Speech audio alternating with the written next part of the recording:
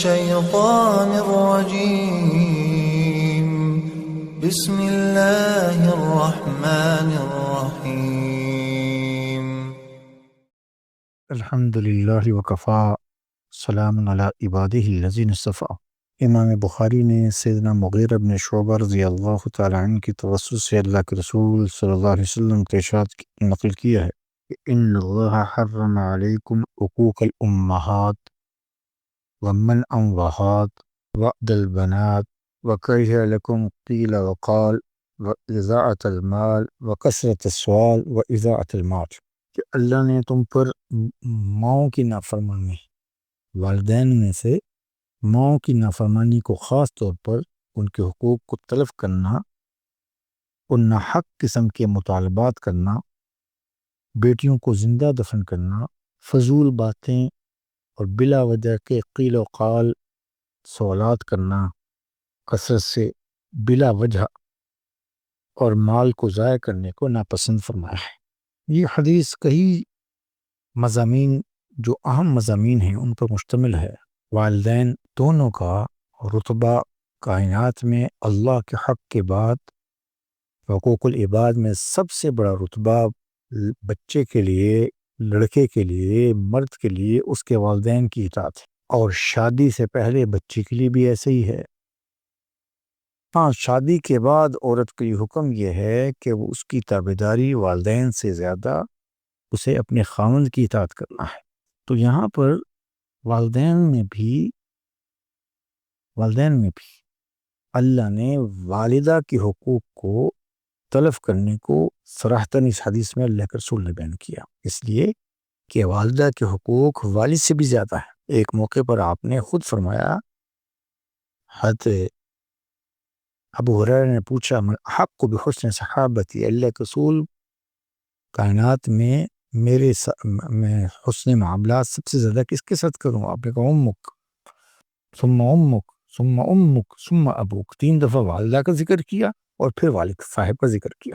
چنانچہ والدہ کی مشقتیں بچے کی ولادت سے لے کر اس کی پرورش تک والد صاحب کی محنت سے زیادہ ہیں۔ اللہ نے اگرچہ دونوں کی الگ الگ ذمہ داریاں رکھی، والدہ کے ذمے بچے کی پرورش کرنا، اس کی ولادت ہے، اس کی دیکھ بھال ہے، اس بچے کی بنیادی ضروریات، جسمانی ضروریات وہ ماں کے ذمے ہیں، وہ مشقت بھی اٹھائی اس کے جننے کی، اور والد صاحب کے ذمے اس بچے کی معاشی سپورٹ ہے، ماں کی سپورٹ ہے، بچے کی مادی اور معاشی ضروریات والد صاحب کے ذمے رکھی اللہ نے، دونوں کے حقوق۔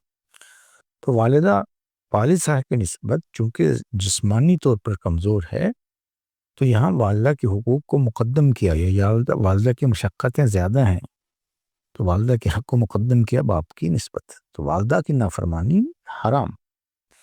ایسے ہی بلا وجہ کے مطالبات جو بنتے نہیں ہیں، محض اپنی چرب لسانی سے ہم مطالبے کر رہے ہوتے ہیں اپنی روزمرہ زندگی میں، آپ نے منع وہات، آپ نے منع کر دیا، یہ بھی حرام ہے۔ جو بنتا نہیں بس بلا وجہ ہی مطالبہ کر دیا جائے کسی سے کچھ بھی، یہ روزمرہ میں ہم دیکھتے ہیں، دارالفتاؤں میں ہمارے پاس کیس آتے ہیں، جھوٹے کیس، جھوٹے مقدمے، جھوٹے مطالبات، سب اسی میں ہیں۔ بیٹیوں کو زندہ دفن کرنا، ان کی تعلیم و تربیت میں کوتاہی کرنا، ان کو وہ تو معاملہ نہیں کہ بچی کو زندہ دفن کر دیا جائے، لیکن اس کی تربیت میں کمی، اس کے حقوق سے بے پرواہی، اور یہ ساری کی ساری چیزیں بھی منع ہیں۔ بلا وجہ کے سوالات اور بلا وجہ کی باتیں جن کا شرعاً اور کوئی جواز نہیں بنتا، اور بات کرنے کے لیے کوئی مقصد نہیں، نہ دینی فائدہ نہ دنیاوی فائدہ، بلا وجہ کی، جس کو ہم کہتے ہیں جی گپ شپ کر رہے ہیں، اور بھائی گپ شپ بھی کسی مقصد کے تحت ہو، کسی بات کو جاننا ہو، کوئی سوال کرنے سے مقصد کوئی تجزیہ کرنے کے لیے، کوئی ڈیٹا لینا ہے، کوئی بات کرنی ہے، کوئی مقصد بنانا ہے، کوئی کسی وجہ سے ہو، بلا وجہ کی بات کی چیز سے منع کیا۔